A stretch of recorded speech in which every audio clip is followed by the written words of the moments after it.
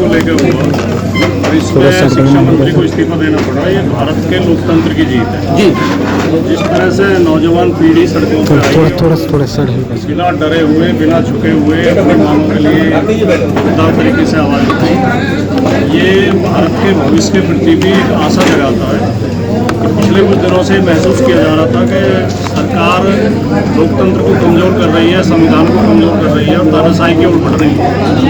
लेकिन इस आंदोलन ने सिद्ध कर दिया है कि भारत में लोकतंत्र की जड़ें बहुत गहरी हैं। भारत की जनता तानाशाही को बर्दाश्त नहीं करेगी। लेकिन बाजी जी इस्तीफा देते समय उन्होंने ये बोला है कि मैंने घर की परेशानियों का कारण दिया है, निजी परेशानियों से दिया है। नहीं, वो तो अपना दुख लग रहा है, सम्मान बचाने के लिए इस तरह की भाषा बोल रहे हैं। ये तो सभी को पता है कि आंदोलन के दबाव में इस्तीफा हुआ है। मेरा दूसरा सवाल है, राजनाथ सिंह कभी कहते थे कि हमारी सरकार में कभी किसी का इस्तीफा नहीं होता क्योंकि ये भाजपा की सरकार है, आरएसएस सरकार है। लेकिन आज सोशल मीडिया पे उसी राजनाथ सिंह को ट्रोल करके उनको याद दिलाया जा रहा है कि तुमने क्या कहा था। नहीं, राजनाथ सिंह ने जो भाषा बोली थी वो अहंकारपूर्ण भाषा थी, तानाशाही की भाषा थी। उस भाषा की तो हार हुई है और लोकतंत्र की जीत हुई है। और जो आप कह रहे हो कि धर्मेंद्र प्रधान कह रहे हैं कि मैंने तो स्वेच्छा से दिया है, अगर इनके अंदर इतनी सदिच्छा होती और ऐसी सोच होती तो ये उन युवाओं के ऊपर लाठियां न चलवाते और वहाँ महिलाओं को, बेटियों को बहुत बेइज्जत किया गया, उनके खिलाफ अपमानजनक व्यवहार किया गया। ये सारे काम सरकार न करती, मुकदमे दर्ज किए गए।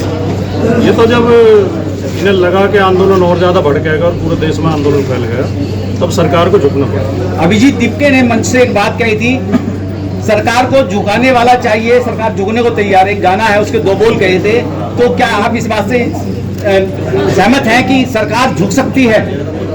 नहीं, मैं शुरू से ही ये कह रहा हूँ कि इससे सब लोगों के अंदर एक आशा और एक उम्मीद जगी है कि सरकारों की तानाशाही नहीं चलेगी। लेकिन अभी योगी जी का एक बयान आया था इसी आंदोलन को लेके कि ये यूपी है, ध्यान रखना अगर यहाँ आंदोलन किया तो। आजमगढ़ के सीओ ने भी धमकाया था, लखनऊ के एसएसपी ने भी धमकाया था बच्चों को, और उस जगह भी कई जगह मतलब बच्चों पे दबाव बनाया गया था। तो क्या योगी जी दिल्ली से ज़्यादा बड़े हो गए?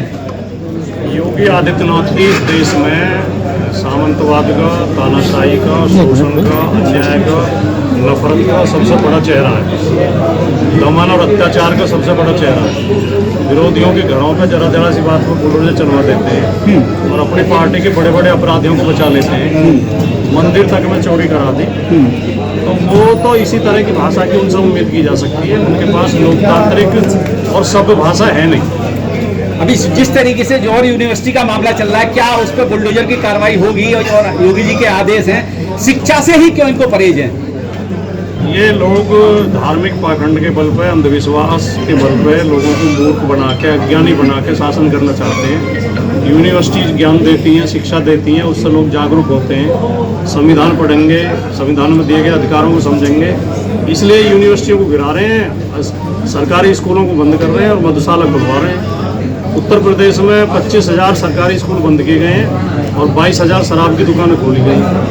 तो ये शिक्षा से वंचित करके समाज को नशे की ओर ले जाना चाहते हैं। पढ़ेगा भारत, बढ़ेगा भारत, लेकिन 1,25,000 से ज़्यादा भाजपा शासित प्रदेशों में स्कूल बंद हुए। अभी आपकी बात को आगे बढ़ा रहा हूँ, तो कैसे पढ़ेगा भारत और कैसे आगे बढ़ेगा भारत? क्या कहेंगे भाटी जी? इस सरकार को बदलना पड़ेगा। जो सरकार